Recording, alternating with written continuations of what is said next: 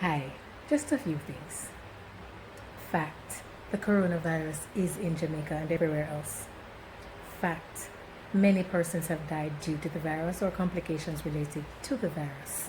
Fact, quite a few industries, including that of the entertainment to which I belong, has been on lockdown since last year. We need to earn.